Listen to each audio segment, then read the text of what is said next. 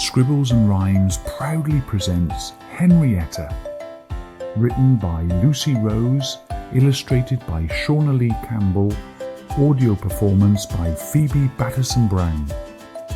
Introducing Miss Phoebe Batteson-Brown in Henrietta. My name is Phoebe Batteson-Brown. Together, we are going to embark on a magical adventure around the universe with Henrietta, Phineas, and friends. Whenever you hear this sound, remember to turn the page.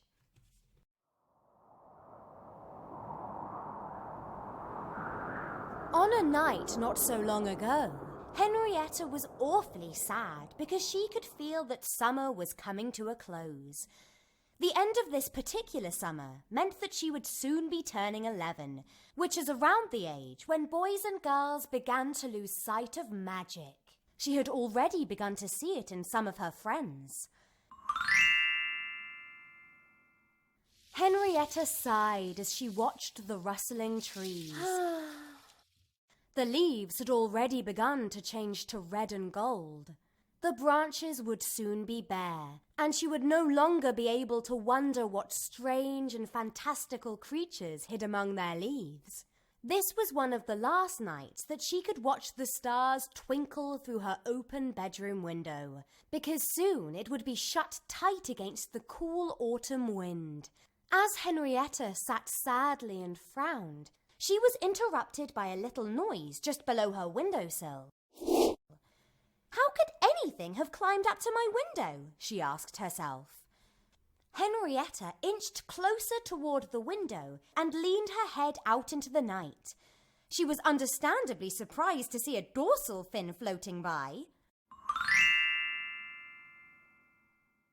Henrietta let out a joyful gasp as her big brown eyes took in what was before them. A school of dolphins swimming through the night sky. She could hardly believe it, as she had been taught in school that dolphins swim in the sea, not the sky. But as she watched them, Henrietta realized that the deep blue of the night sky could very well be confused with the dark water of the sea. Perhaps her teacher just got a little confused. The same dorsal fin from before had appeared again, and this time it was clearly attached to a dolphin. Henrietta reached out her hand and stretched her fingers to brush against its fin. A little shiver of delight went down her spine, and she whisked her hand away. This time she reached out more confidently and grasped the dolphin's fin with both hands. Within the blink of an eye, Henrietta found herself whooshing into the night sky on the back of the dolphin. She heard the laughter of the animals rush by on the wind as they soared together into the night sky. Henrietta looked up as they approached the moon. It was much larger than the moon she usually saw from her bedroom window. The moon was so large and so close she wanted to reach out and touch it. Better not, she thought to herself. Still, she made a note for the next time her mother wanted to buy cheese from the market. "Don't worry, Mum," she would say to her. "I'll get you some moon cheese." The dolphins flew wonderfully fast, and soon Henrietta could no longer see her house or even her street. She heard the sound of church bells strike midnight.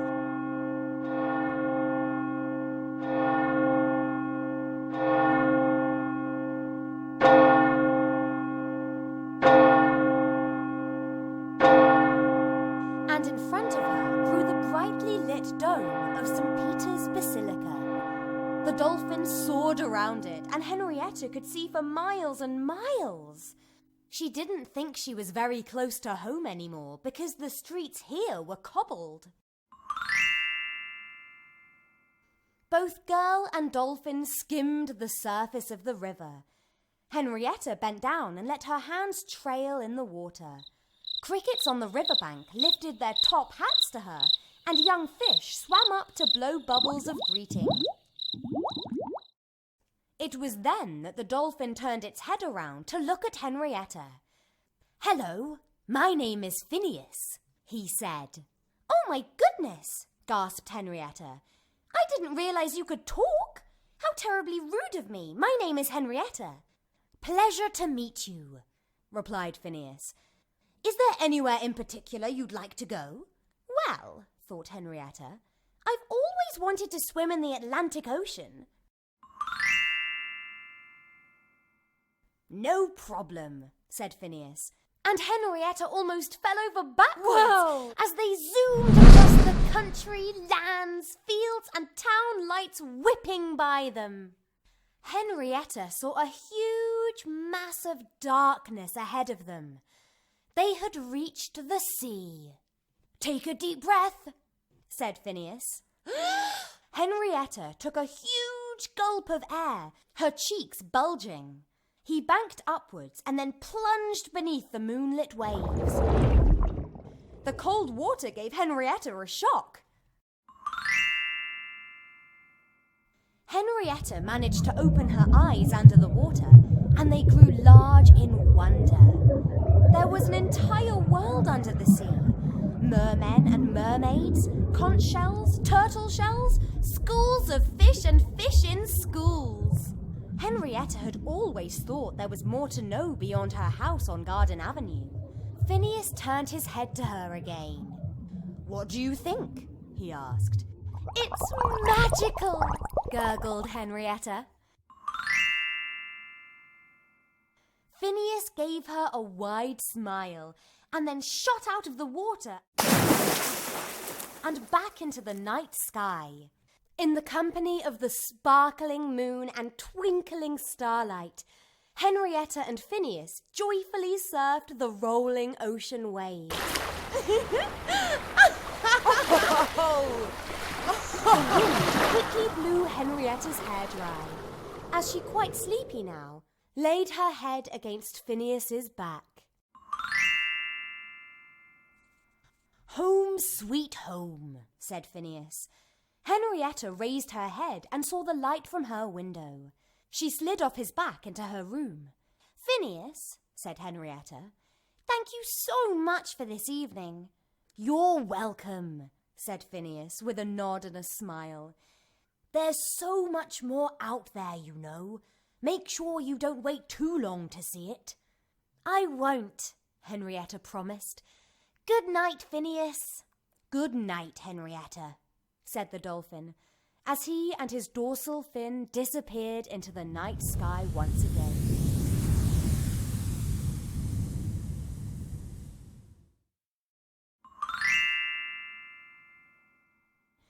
Henrietta had just jumped under her covers when there was a knock at the door. "Henrietta," said her mother, "are you all right? I thought I heard some noises from your room." "Oh, Mummy!" cried Henrietta. "Would you believe it if I told you that I had seen the moon and the stars and the sea and schools of fish and mermaids and crickets in top hats?" Her mother laughed. "Of course I would," she said. "There's so much to see out there," said Henrietta sleepily. "There is so much to see," nodded Henrietta's mum. "You have no idea, my love, how many adventures and discoveries are waiting for you." "I know," said Henrietta, closing her eyes. "It's magical."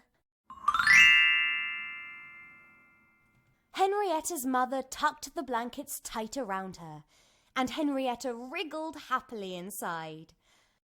Once her mother had closed the door behind her, Henrietta turned her tired face to the window once more. "Thank you, Phineas," she whispered, and although she couldn't see him, Henrietta knew that he had heard. The end.